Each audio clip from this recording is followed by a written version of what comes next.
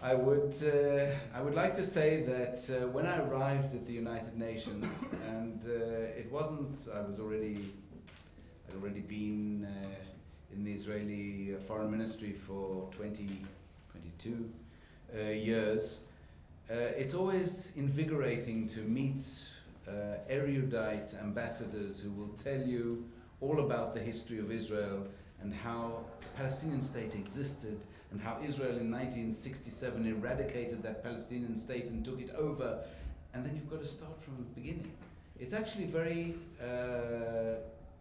it's actually very interesting because one finds oneself comparing these so-called well-educated ambassadors to high school students.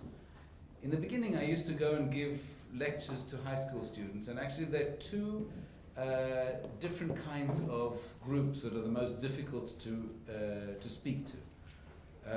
One are the high school students who, when you start delving into the history and say, oh yes, in 1993 we signed an agreement with the Palestinians, the Oslo Accord, etc., then all of a sudden you have to remember, wait, 1993 for them was actually before they were born. Secondly, for them, anything that happened 2 or 3 years ago is ancient history. And then you've got to have a mindset that is reset into how to tell the story.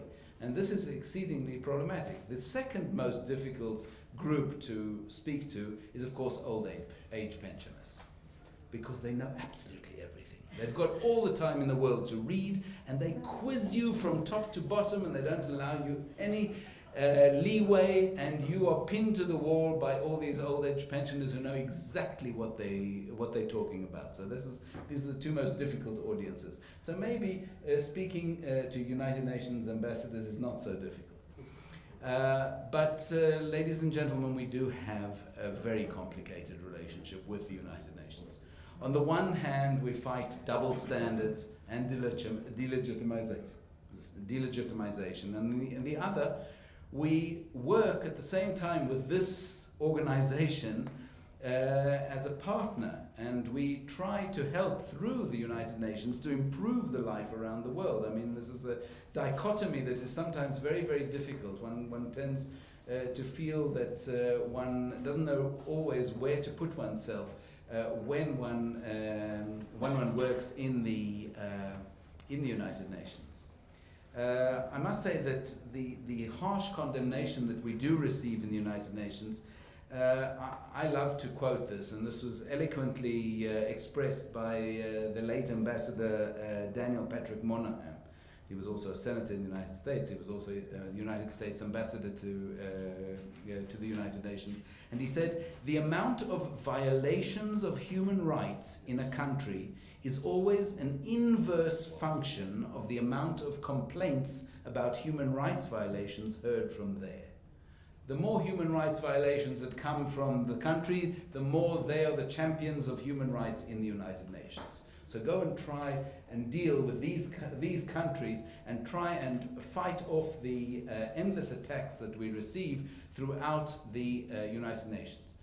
I don't need to delve in, and I'm sure all of you know when we play numbers in the United Nations, the immediate majority of Muslims and third world countries who have an immediate majority within the 193, 194 states that exist in the United Nations, which makes Israel's job a lot more difficult.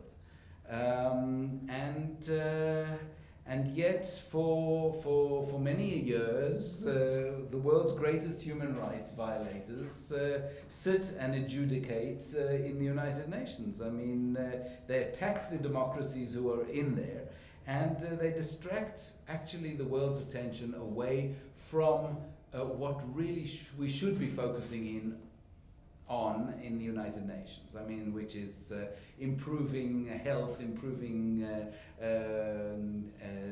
the mainstay and of the world's population. I mean, that is actually what the United Nations is there for, not for attacking Israel. I must admit that over the last few years there has been a slight reduction in the percentage of time that the United Nations does does focus in on Israel. There has been a slight change in that, whereas in the good old days we were approximately about 60% of the United Nations time was dedicated to bashing Israel. Today, 60%, ladies and gentlemen.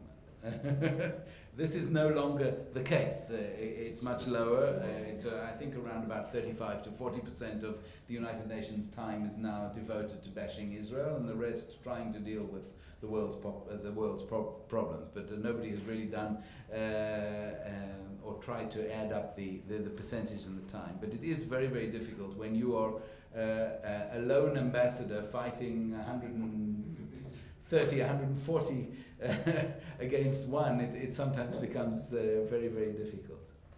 And as we all know, the United Nations is not exactly the best place for moral clarity. I mean, when you have a Human Rights Council, which consists of countries which have wonderful women's rights activities like Saudi Arabia, or you have countries like China who definitely show the world how a democracy should work, or Cuba, who allows multi-party politics, etc., tell everybody else how to run their world and how to run their human rights. It sometimes becomes a little bit of a farce. But at the same time, it's not a farce, because one has to deal, as the speaker before me mentioned, you have to deal with this delegitimization that comes at you from all sides.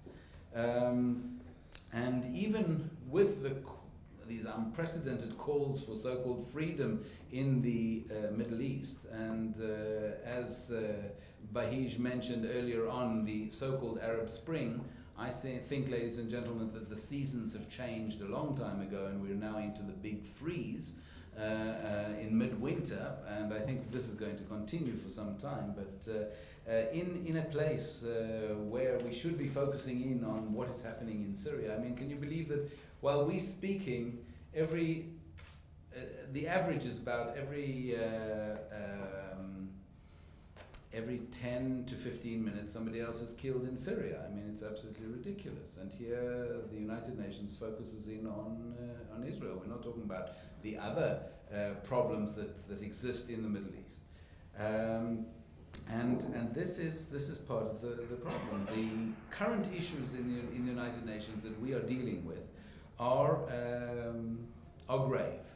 Only today, the Israeli cabinet sat on possible reactions to a Palestinian push for becoming a non-member state. As you know, this month the Palestinians will most probably go to the General Assembly. If you remember correctly, they tried in the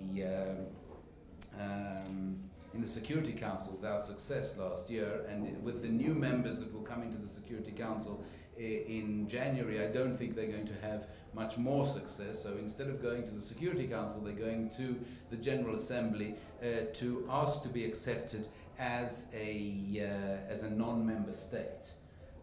This will supposedly give them rights in different bodies around the world that will actually be very problematic for us, and I'm sure that Anne will be able to explain to you what will be happening there in all the different non-governmental and governmental bodies once the Palestinians are recognized as a state, which means that they can join the ICC and the ICJ, they can join all sorts of different committees and push to fight Israel through the famous lawfare instead of warfare.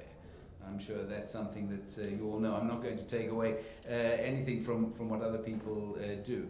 The instability that exists in the region is unfortunately not taken into account. I mean, look at what we're doing and what we have to face with Iran's steady march towards becoming a nuclear power, a nuclear weapon power, not only a nuclear power. This is unfortunately sidelined by the focus that is given to the Israeli-Palestinian issue. On top of that, the missiles that are fired into Israeli territory practically daily, on a daily basis. There was another rocket this morning, if I'm not mistaken. And yet the United Nations remains silent on this. And yet at the same time, Israel is going to continue to speak out against those who are the true abusers of human rights. I presume, as Golda Meir said, we are the canary in the Middle East. I hope that this canary is not going to die. I don't know if you remember, in the old mines they used to take a canary in with them, and if it passed away, then it meant that there was a gas leak and you had to get out quick. I just hope that Israel is not the canary in the United Nations. But whether we like it or not, the United Nations at this point in time is not going anywhere. It is the most important multilateral institution in the world. It's the most important multilateral institution in the world because 194 countries have accepted to play by the rules of the United Nations. And because they accept to go there, and because they accept to be part of that organization. That's what gives the United Nations its importance. Now, we can always give up, throw up our hands in a nice Jewish gesture and say oy vey and leave the institution. But that we will not do. And I think that this is one of the most important things. I mean, the world needs to deal with sustainable development. It needs to deal with peacekeeping. It needs to deal with public health. It needs to deal with education. All these basic needs that the world has. And yet they focus in on little Israel. There are all sorts of things that are very, very important, and Israel will remain engaged despite everything in the United Nations. And this is something that is so important. And we have so much to offer. The countries will attack us in the plenum, and yet behind the scenes will come to us and ask for our agricultural expertise, for our educational genius, for our for the scientific advances that we have, etc., etc. And yet they'll do that behind the scenes. I had many a wonderful conversation sitting face to face with ambassadors from countries that we do not have diplomatic relations with, or that attack us on a daily basis, and yet they are so interested in being there and helping and wanting Israel's help. And this is so important. Even in things that sometimes people look at us, and when I talk in Israel and say, even in women's empowerment, Israel has a lot to offer the world. People in Israel at least raise an eyebrow or two, but yes, we do. We do have a lot of things to offer. And yet there are, after all, some good things to do in the United Nations. First and foremost, the fact that there is a Holocaust Remembrance Day. This is something which is very important. For the last 6 years, the world has recognized Holocaust Remembrance Day, and the subject has been brought to the attention and into the curriculum of the UN schools. Now, this is very important because it's fighting xenophobia, it's fighting anti-Semitism, it's fighting a major focus, and this is very, very important for people to see. And even the Hamas is furious by the fact that the UNRWA schools are actually trying to teach the Holocaust. They're trying to stop that, of course. There are other things around the United Nations, like the Kimberley process on the stopping of the sale of blood diamonds, for example. It's not a process run by the United Nations, but at the end of each year, the Kimberley process comes to the United Nations to get its blessing for the next year. And when I was in the United Nations in 2010, we were head of the Kimberley process, and Israel actually ran the discussions in the United Nations. And we are also serving on more and more governing bodies in the United Nations, and this is very important. We're serving in the UNDP, the United Nations Development Programme, in UN Women, in the United Nations Children Fund, etc. So this is very, very important. And even though we are hit over the head with baseball bats all the time, we are going to continue to seek out further collaboration at the United Nations, because in the end it is not only in our interest, it's in the world's interest to carry on those enduring values of what we call tikkun olam, the repairing of the world, to make this world a better place. I see that I'm now in the red and I have to leave, at least for the moment. I will thank you for the patience of listening to me, and I look forward to speaking to you a little bit later. Thank you very much.